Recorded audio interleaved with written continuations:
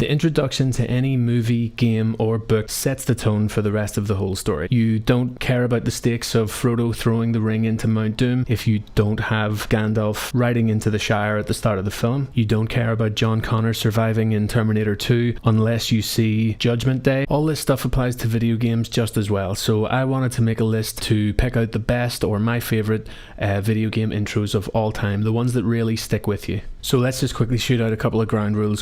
Ground rules: 1 game per series. Every game on this list has to be a game that I have personally finished. The introduction to the game cannot include gameplay. Sorry to Last of Us, Bioshock, God of War. It doesn't have to be cinematic. It can be an engine, but no gameplay. So if I don't happen to name your favourite game, don't get all offended about it. It's probably just that it didn't meet one of those rules. So with all of that said, here is my personal top 10 video game intros of all time. Number 10.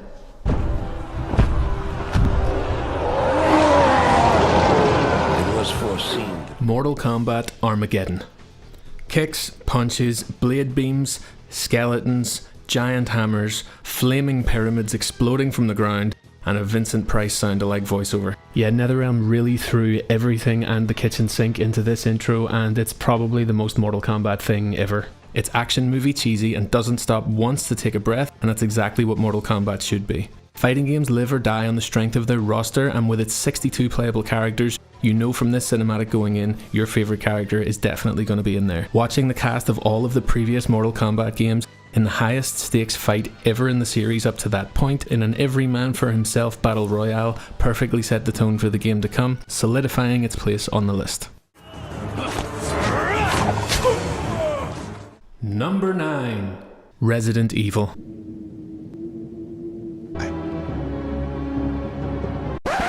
Whoa, hold up. Not that one. Alpha Team is flying around the forest zone situated in northwest Raccoon City, where we are searching for the helicopter of our compatriots, Bravo Team. If for no other reason than it got to correct the outright cheese and ham fest of the original PS1 release, the GameCube Resident Evil 1 remake intro might be the greatest redemption in all of gaming, but that's not why it's on the list though. Resident Evil 1 remake realises the original vision for Resident Evil better than it ever could have been done on the humble PS1. The game wastes no time convincing you of its premise, with its shaky night vision camera putting you right in the boots of Alpha Team, the Predator or Evil Dead-esque vibes of being hunted down by an unknown force in the forest, opening with a tension that would make John Carpenter jealous. Culminating in an attack and chase from evil zombie dogs, there's nothing quite like taking man's best friend and turning it into man's worst nightmare. Finding what they think is salvation at the end of the chase in the Spencer Mansion, blissfully unaware of the horror to follow. Number 8. Paris in the fall, the last months of the year and the end of the millennium. I cannot stress enough the nostalgia that phrase holds for me. Broken Sword, Shadow of the Templars. From the stylized fish-eye lens gargoyle statue shot to the free-flowing bird's-eye view of cartoon Paris, I couldn't believe that this was how the game actually looked.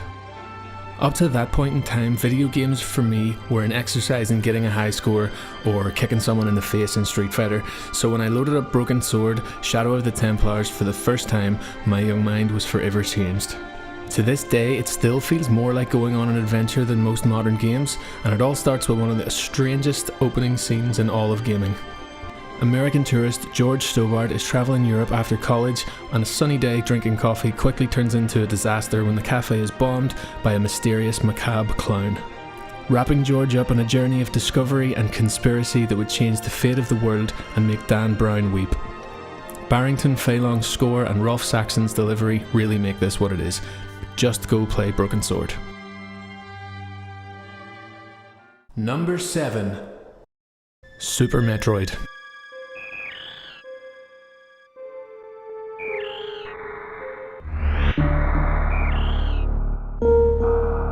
There are no musical notes in a game more spine-chilling than those 3 notes. Just listen to that. Combine that with the eerie scream of the Metroid, Super Metroid immediately sets the tone, leaning hard into its Alien and H.R. Geiger influences, the game personified in space. No one can hear you scream. Except in Metroid, it really is you. You're not watching Ellen Ripley, you are Samus Aran. You have to understand how different this was in the gaming landscape at the time. This is an era where Mortal Kombat had its blood and fatalities censored out in the Nintendo versions, and yet here we are, we haven't even pressed the start button, and under this horrifying, pulsating music, you have several dead bodies scattered all over the screen. Exactly what I needed at 5 or so years old. Number 6. Red Dead Redemption. There was a little bit of familiarity and competition with Red Dead Redemption when it first hit the scene, with games like Gun, or even its own predecessor Red Dead Revolver, having already paved the way. But nothing could have prepared the gaming landscape for what happened when open world giants Rockstar got their hands on the property. If you, like I was at the time, were wanting to experience a full-blown Sergio Leone spaghetti western without taking a trip to Westworld, then look absolutely no further. Within 1 second of opening, Red Dead Redemption had us all believing that we were protagonist John Marston. The honky-tonk piano and dissonant harmonica as the train rolls out, John eavesdropping on conversations that hint at religious and cultural corruption, racism and greed, we were truly about to set foot into the greatest western ever told in gaming. Number 5. Metal Gear Solid 2. This was the result of the mind of franchise creator Hideo Kojima no longer being held back by the limitations of the PlayStation 1. The man had always fancied himself a movie director, and this sequence more than justifies it. Even going all out and hiring famed movie composer Harry Gregson-Williams to accompany our reintroduction to Solid Snake as he walks through New York's rain before shedding his disguise and disappearing off the edge of the George Washington Bridge. Crash landing in an obvious homage to the Terminator franchise, Snake lands to infiltrate the tanker as the music swells to a crescendo. Doing so entirely in-engine blew everybody's minds at the time.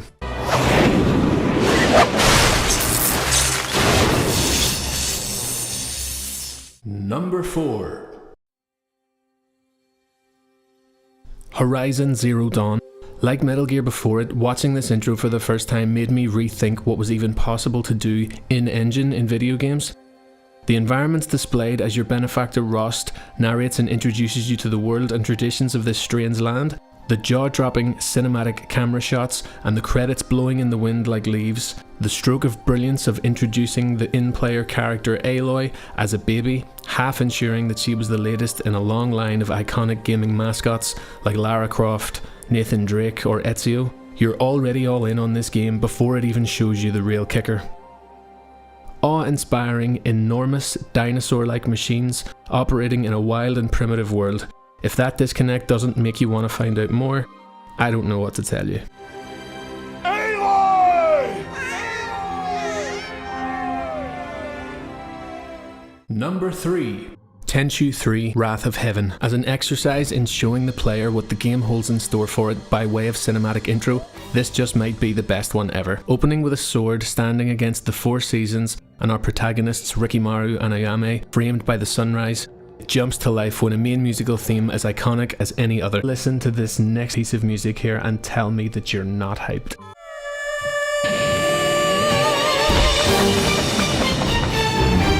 I know you're hyped. From then on, this intro does exactly what the game sets out to do, and that's make you feel like a ninja. Running through bamboo forests, descending from the rafters, sword in hand to stealthily thin the ranks of your enemy, fighting a half-demon, half-man against the moonlight, and looking this cool while doing it. Tenchu 3 Wrath of Heaven lets you go on to do exactly all of these things and feel just as good as the intro looked while doing it. Number 2.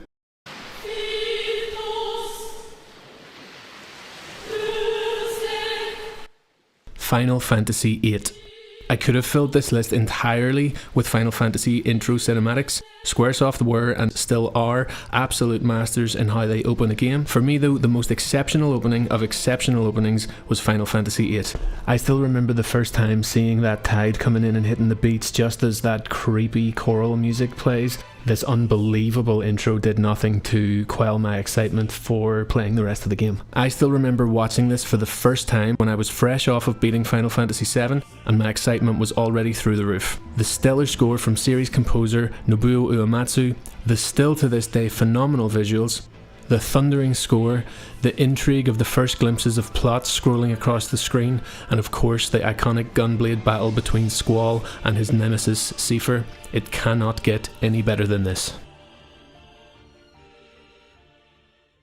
Except it can. And look, I know at the start of the video I said that this was all entirely my opinion, don't get offended, all that kind of stuff. And for the most part that's true. But the next video is factually the greatest video game intro of all time. I don't want to hear any arguments about it down in the comments. No, it is. Number 1. Kain is deified. The clans tell tales of him.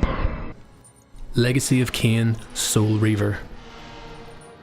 This intro cinematic in the 90s, when it was released, put simply, was a look into the future.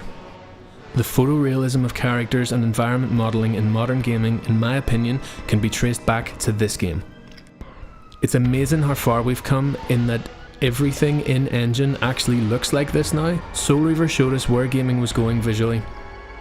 There's also the Shakespearean dialogue that was never before or since matched in a game. The unrivaled voice acting of Michael Bell, Simon Templeman and Tony Jay was so far ahead of its time that, you know, this is from the same console era that games sounded like this. You were almost a Jill sandwich.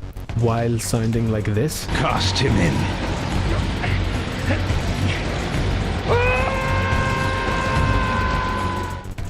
As one of the few people who played series opener Legacy of Kain Blood Omen before Soul Reaver, I was against the idea of playing as a new protagonist at the time, instead of my favourite anti-hero series namesake Kain, but within seconds of watching him rip the wings off of his Chief Lieutenant Raziel in a moment of bitter jealousy, it's the fastest and most effective heel turn in all of gaming. For this intro to have convinced me in its short few minutes runtime that my previous favourite character in the series, Kain, shouldn't be the protagonist of the game after having played the original game Blood Omen and being completely invested in that is some seriously effective narrative drive.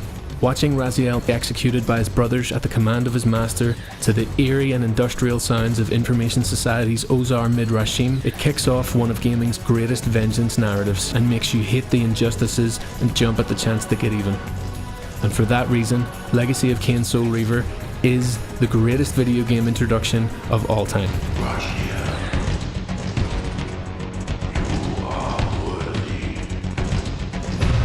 Since I probably missed your favourite video game introductions, go ahead and write in the comments any you think that I overlooked, any you disagreed with, or even just go ahead and put your whole personal list in there.